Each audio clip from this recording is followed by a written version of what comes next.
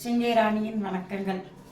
இன்றைக்கி நம்ம chicken gravy, அதாவது சிக்கன் குழம்பு எளிமையாக எப்படி செய்கிறதுன்னு பார்க்குறோம். இப்போ எல்லாம் சொல்கிற ரொம்ப கஷ்டமான வேலையே இல்லை.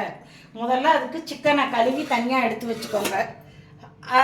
அதுக்கு கறி மசால் பவுட்ரு, இஞ்சி பூண்டு பேஸ்ட்டு, இது சேர்த்துற ஐட்டங்கள், உப்பு, இது மூணும். இந்த குழம்புக்கு தாளிக்கிறதுக்காக கொஞ்சம் புதினா, கொஞ்சம் பச்சை வெங்காயம், ஒரு பத்தை தேங்காய், ஒரு தக்காளி, கொஞ்சம் கருவேப்பிலை, பச்சை மிளகாய், இவ்வளோ மட்டும் போட்டு பச்சையாக மிக்சியில் இது எல்லாத்தையும் ஒன்றா போட்டு அரைச்சிடுவோம். அரைச்சி தாளிக்கணும். அதை தாளிக்கும் போது காமிக்கிறேன். இது கிரேவி குழம்புக்கு வர்றதுக்காக ஒரு மூடி தேங்காய் வச்சுருக்கேன், சின்ன சின்ன பீஸாக போட்டு, கொஞ்சம் கருவேப்பிலை, 4 பல் பூண்டு, இந்த வெங்காயத்தை வணக்கி, அதாவது நல்லா வடசட்டியில் கொஞ்சம் எண்ணெய் விட்டு வணக்கி போடணும். இது அப்புறம் குழம்புல கண்டினியூவாக காமிக்கிறேன். இது எல்லாத்தையும் மிக்சியில் போட்டுட்டேன், இந்த ஜாரில் போட்டேன். இப்போ அதை அரைச்சி தாளிக்க போகிறோம். நம்ம தாளிக்கிறதுக்கு முன்னாடி இந்த வெங்காயத்தை கொஞ்சம் வணக்கி எடுத்து வச்சுக்கலாம். இந்த அளவுக்கு வெங்காயம் வணங்கினா போதுங்க. இந்த நேரத்தில் சும்மா வாசத்துக்காக ஒரு 4 ஜீரகம் இதில் போட்டு ஒரு பரட்டி வச்சுருங்க. இதுதான் கிரேவி.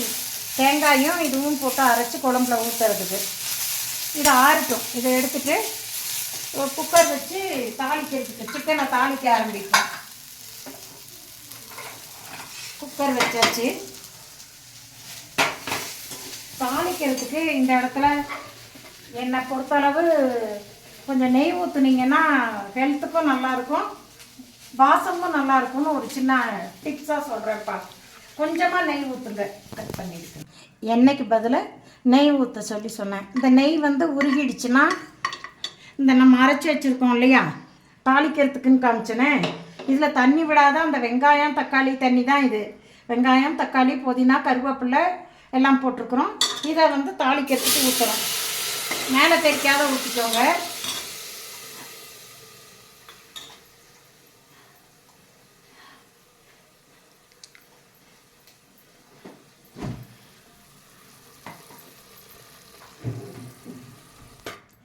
இது கொஞ்சம் அந்த நெய்லேயே வணங்கணும். வணங்கும்போது கொஞ்சம் போல் பாதி வணங்கின பின்னாடி இது கூட கொஞ்சம் இஞ்சி பூண்டு பேஸ்ட்டு கொஞ்சமாக, அதாவது இதெல்லாம் ஏன்னா நம்ம பூண்டெல்லாம் போட்டு அரைச்சிக்கிறோம் இல்லையா, அதனால் கொஞ்சமாக போட வீட்டில் இல்லை அப்படிங்கிறவங்க கொஞ்சம் இஞ்சி பூண்டு பேஸ்ட்டு சேர்த்திக்கோங்க. இஞ்சி பூண்டு போட்டு இப்போ பார்த்தீங்களா, இந்த அளவு இந்த மசாலாலாம் எண்ணெயில் இதான உடனே நம்ம கழுவி வச்சுருக்கிற சிக்கனை இதில் சேர்த்துருங்க. இதில் இப்போல்லாம் லேட்டஸ்ட்டாக சிக்கனை அதில் போட்டாச்சு. இது கூட நல்லா பரட்டி விடுங்க. இந்த சிக்கனில் இருக்க தண்ணியே போதும், நம்ம தனியாக இதுக்கு தண்ணி விட தேவையில்லை இப்போதைக்கு. இப்போ இதுக்கான கொஞ்சம் உப்பு, மஞ்சத்தூள், அந்த ஒரு பச்சை மிளகாய் போட்டோம் இல்லையா, அதுவே போதுமானது. ஏன்னா இதில் கொஞ்சம் சூப் எடுத்து வீட்டில் இருக்க குழந்தைங்களுக்கு கொடுக்க சொல்கிறதுக்காக அது ஒரு டிப்ஸாக அந்த கிரேவியில் நான் சேர்த்துருக்கேன். அதனால் ஒரு பச்சை மிளகாய் சொல்லியிருக்கேன். ஏன்னா நிறைய பச்சை மிளகாய் போட்டிங்கன்னா சூப் எடுத்து குழந்தைங்களுக்கு கொடுக்க முடியாது. இப்போ இதுக்கு மஞ்சத்தூள், நம்ம கறி மசால் பவுடர், உப்பு மூணும் சேர்த்தணும்.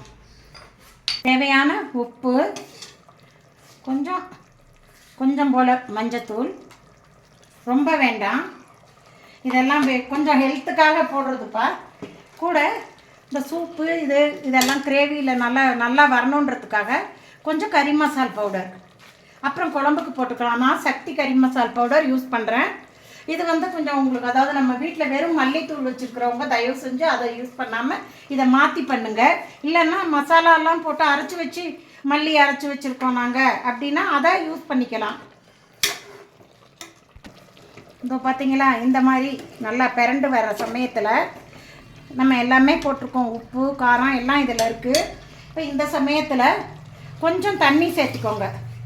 கொஞ்சமாக, ரொம்ப சேர்த்துடாதீங்க பாருங்கள். அதாவது இந்த சிக்கன் முழுகிற அளவுக்குன்னு ஒரு கணக்கு வச்சுக்கோங்க. சேர்த்துட்டு இதை போட்டு மூடிடுங்க. மூடிட்டு 3-4 விசில், உங்கள் குக்கரோட இதை பொறுத்து 3 விசிலோ 4 விசிலோ விடுங்க. விட்டுட்டு அதுக்கப்புறமேல் நம்ம சூப்பை எடுத்துக்கிட்டு கிரேவி செய்கிறத கண்டினியூ பண்ணலாம். இப்போ கிரேவிக்கு தேங்காய், பூண்டு, கருவேப்பிலை, இந்த வணக்கின வெங்காயம் எல்லாத்தையும் போட்டு அரைச்சி வச்சுக்குவோம்.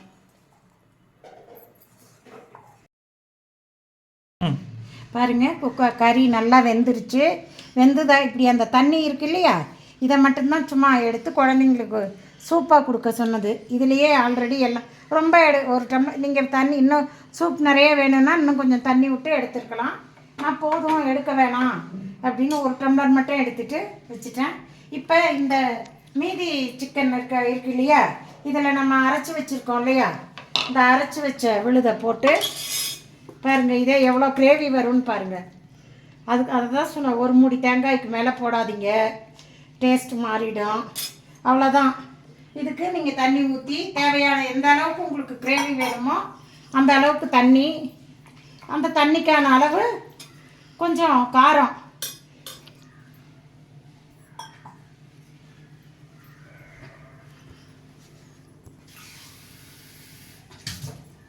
இந்த அடுப்பை திரும்ப ஆன் பண்ணி அந்த சூப்பு ஒரு டம்ளர் எடுத்துட்டோம் இல்லையா, போதும். இதை விட்டுட்டு இதில் அந்த மசாலா அரைச்சதை, தேங்காய் வெங்காயம் மட்டும்தான், நல்லா ஞாபகம் வச்சுக்கோங்க, அரைச்சதை போட்டிருக்கோம். இந்த போட்ட இதுக்கான வீட்டில் நீங்கள் குழம்புக்கு பொடி என்ன சாம்பார் பொடி போடுவீங்களோ, உங்கள் பொடிக்கு எவ்வளோ காரம் கொள்ளுமோ, உங்கள் பொடியோட காரம் அளவு உங்களுக்கு தெரியும் இல்லையா, அந்த அளவு காரம் போட்டுக்கோங்க. போட்டுட்டு இன்னும் கொஞ்சம் இந்த கறி மசால் பவுடர், அவ்வளோதான். கறி மசால், இதுக்கான உப்பு, இந்த சாந்துக்கான உப்பு போதும். இதை நம்ம தேவையான அளவு கரைச்சிட்டிங்கன்னா, இது அந்த பச்சை வாசம் போயிடுச்சுன்னா குழம்பு ரெடி. பச்சை வாசம் போனோன்னா உங்களுக்கு காமிக்கிறேன். இதுவும் உங்களுக்கு பொறுமை இல்லைன்னா இதை கூட மூடி போட்டு இன்னொரு சவுண்டு விடலாம், தப்பில்லை. இன்னும் நல்லா எண்ணெய் பிரிஞ்சு இந்த சூப்பில் வந்திருக்க மாதிரி எண்ணெய் பிரிஞ்சு அருமையாக வரும். அதனால் வேணும்னா மூடி போட்டு இன்னொரு சவுண்டு விட்டுக்கோங்க. ஒரு சவுண்டு வந்தோடனே இறக்கியாச்சு. இறக்கி பார்க்குறேன், பாருங்கள், நல்லா குழம்பு நல்லா கொதிக்குது. கிரேவி இன்னும் கொஞ்சம் திக்காக வேணும்னா கொஞ்சம் நேரம் கொதிக்க விட்டிங்கன்னா கிரேவி சுண்டிடும். இது உங்களோட டேஸ்ட்டை பொறுத்தது. சிக்கன் பாருங்கள் நல்லா அருமையாக வெந்திருக்குது, சூப்பராக வெந்துருச்சு. இதை சாதத்துக்கும் சப்பாத்தி தோசைக்கெல்லாம்னா இந்த அளவு போதும். இல்லை இதை எங்களுக்கு ஃப்ரை பண்ண மாதிரி வேணும்னா அது வேறு டிப்பில், வேறு அடுத்த எபிசோடில் உங்களுக்கு செஞ்சு காமிக்கிறேன். வணக்கம். அடுத்த எபிசோடில் பார்க்கலாம். பாருங்கள், கறி நல்லா வெந்துருச்சு. வெந்துதான் இப்படி அந்த தண்ணி இருக்கு இல்லையா, இதை மட்டும்தான் சும்மா எடுத்து குழந்தைங்களுக்கு சூப்பாக கொடுக்க சொன்னது. இதுலேயே ஆல்ரெடி எல்லாம் ரொம்ப ஒரு டம்ளர் நீங்கள் தண்ணி இன்னும் சூப் நிறைய வேணும்னா இன்னும் கொஞ்சம் தண்ணி விட்டு எடுத்துருக்கலாம். நான் போதும் எடுக்க வேணாம் அப்படின்னு ஒரு டம்ளர் மட்டும் எடுத்துகிட்டு வச்சுட்டேன். இப்போ இந்த மீதி சிக்கன் இருக்கு இல்லையா, இதில் நம்ம அரைச்சி வச்சுருக்கோம் இல்லையா, இந்த அரைச்சி வச்ச விழுதை போட்டு பாருங்கள். இதே எவ்வளோ கிரேவி வரும்னு பாருங்கள். அதை தான் சொன்னேன், ஒரு மூடி தேங்காய்க்கு மேலே போடாதீங்க, டேஸ்ட் மாறிடும். அவ்வளோதான். இதுக்கு நீங்கள் தண்ணி ஊற்றி தேவையான எந்த அளவுக்கு உங்களுக்கு கிரேவி வேணுமோ அந்த அளவுக்கு தண்ணி, அந்த தண்ணிக்கான அளவு கொஞ்சம் காரம்,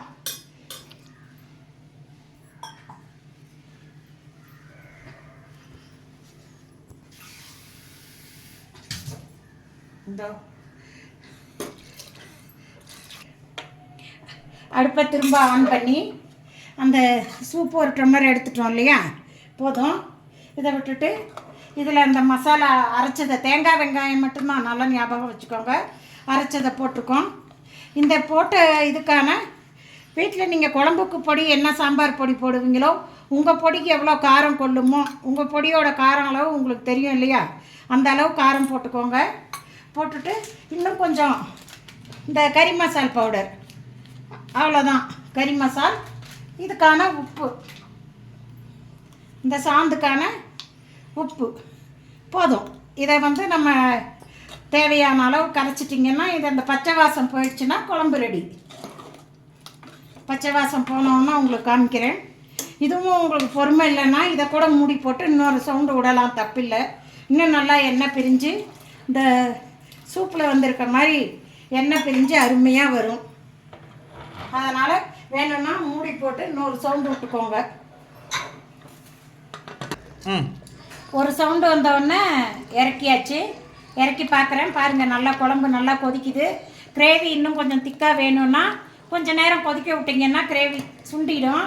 இது உங்களோட டேஸ்ட்டை பொறுத்தது. சிக்கன் பாருங்கள் நல்லா அருமையாக வெந்திருக்குது, சூப்பராக வெந்துருச்சு. இதை வந்து சாதத்துக்கும் சப்பாத்தி தோசைக்கெல்லாம்னா இந்த அளவு போதும். இல்லை இதை எங்களுக்கு ஃப்ரை பண்ண மாதிரி வேணும்னா அது வேறு டிப்பில் வேறு அடுத்த எபிசோடில் உங்களுக்கு செஞ்சு காமிக்கிறேன். வணக்கம். அடுத்த எபிசோடில் பார்க்கலாம்.